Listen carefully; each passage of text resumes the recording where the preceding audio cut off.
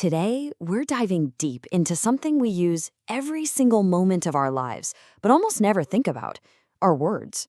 We're going to pull back the curtain on the power hidden inside them and see how that power has been used to build the very reality you live in. So let me just start by asking you this. Are the words you use every day really your own?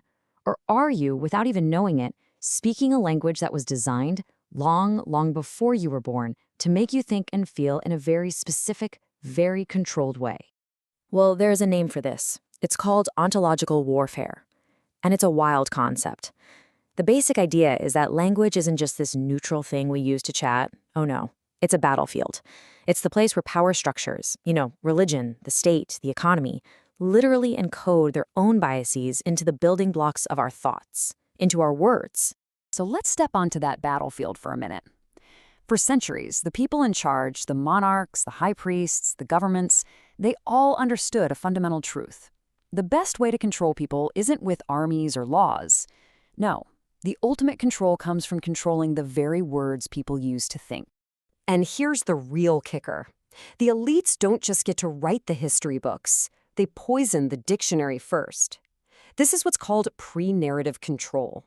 It means before you can even form an argument, before you can even have a debate, the very words you have to use are already rigged. They're already loaded to favor one side. So, how does this poison actually work? Let's get into some real examples. We're going to look at a few words you probably use all the time and uncover the hidden history that's been weaponized inside them. Okay, let's start with something simple. Left and right. Seems pretty neutral, right, doesn't it? Well, in Latin, sinister just meant left. But for Roman priests, an omen seen on the left side was a bad sign. Christianity ran with that, putting Christ at the right hand of God. Then, fast forward to the French Revolution. Where did the revolutionaries sit? On the left. The monarchy? On the right. And boom, just like that, a simple direction was transformed into a loaded political weapon, forever tying new ideas to the ancient, spooky baggage of the word sinister. This next one is just incredible. The word villain. Where does it come from? The Latin word villa, which just means a country house or a farm. A villain was literally just a farmhand, a peasant. But you see, to the feudal lords and the church, an independent person living out in the country was a potential problem. So, over hundreds of years, they twisted the word layer by layer until villain meant a wicked, evil person. It's a masterclass in how elites can turn an entire class of people into the bad guys just by changing a word.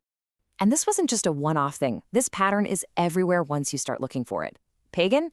That just meant someone who lived in the country. A heathen? Someone who lived on the uncultivated land, the heaths. A barbarian? To the Greeks, that was just anyone who didn't speak Greek. Even the word idiot originally meant a private citizen, someone who wasn't involved in public or state affairs. In every case, a perfectly neutral word for an outsider or a commoner was twisted to mean something ignorant, savage, or stupid. This programming goes so deep that it actually shapes our most powerful myths. Think about the dragon. In the West, the dragon is a monster. It's chaos, it's greed, it's something a noble knight has to kill to restore order.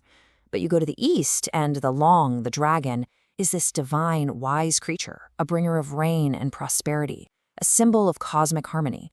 It's two completely different realities built from the exact same concept, but filtered through a different linguistic lens. And you see the exact same thing with the word demon. In the Western tradition, a demon is absolute evil. It's something external that has to be cast out. But then you look at a figure like the Thai yaksha. They're not evil. They're guardians of sacred places, complex nature spirits that can be helpful or dangerous. This is a classic move of religious power. Take a complex, nuanced idea and flatten it into a simple good versus evil story, because that simple story is way easier to use for control. And that brings us to maybe the most targeted figure in all of history, the witch, or in Spanish, the bruja. The real threat of the bruja was never about magic spells. It was about knowledge. She was a woman who knew things about herbs, about healing, about the human body, without getting permission from the male-dominated church or state. I mean, really think about how dangerous she was to the system. She listened to her own body and to the earth, not to a priest. She was the local healer, the midwife, the wise woman. Her authority came from her experience, not from a book or a king. And she probably laughed at their rigid rules. Her very existence was a threat to their control, a symbol of female power that had to be crushed. And the easiest way to do that? Call her evil. It was the ultimate act of semantic warfare. So we've seen this control in the social world and the spiritual world, but it also found its way into the one thing that truly rules our modern lives, economics. It did this by fusing the language of finance with the language of religion. And once you see it, you can't unsee it. We talk about banks like they're temples. We talk about economic growth as if it's our salvation. A market crash is an apocalypse. We treat a person's credit score as a measure of their moral worth. And the biggest one of all, debt and sin have become almost interchangeable. In fact, the original Lord's Prayer in Aramaic says, "Forgive us our debts, not trespasses." That link between money and morality is an ancient and incredibly powerful tool of control. Okay, so that's the bad news. We're kind of caught in this invisible prison of words that was built for us. But here's the good news. You can get out. The big question is, how do you break the spell? While the first step is to cultivate a state of mind called metaphrenia. It sounds fancy, but all it really means is learning to see through the illusion. It's like learning to see the code in the matrix.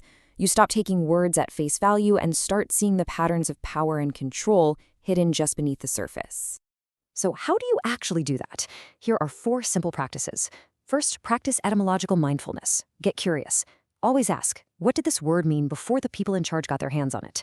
Second, reclaim the exiled words. Take a word like chaos. Instead of disorder, see it for what it originally was, pure creative potential. Third, speak from the gaps. Use things like poetry or paradox, things that can't be pinned down by rigid definitions. And number 4, you have to laugh. Yes, laugh. Now, that might sound a little strange, maybe even silly, but it is, without a doubt, one of the most powerful forms of rebellion you have against this kind of control. See, all of this solemn authority, all of this serious, poisoned language, it depends on us taking it seriously. Laughter is the sound that breaks that spell. It's a rupture in the trance. When you can genuinely laugh at the absolute absurdity of calling half the population sinister or a simple farmer a villain, the power just vanishes. It deflates the whole thing and lets a little bit of magic back into the world. And maybe it all comes down to this one powerful idea. Power survives by freezing metaphors. Freedom begins when metaphors melt back into life. The whole goal of control is to take a word, freeze its meaning in place, and say, this is what this means forever.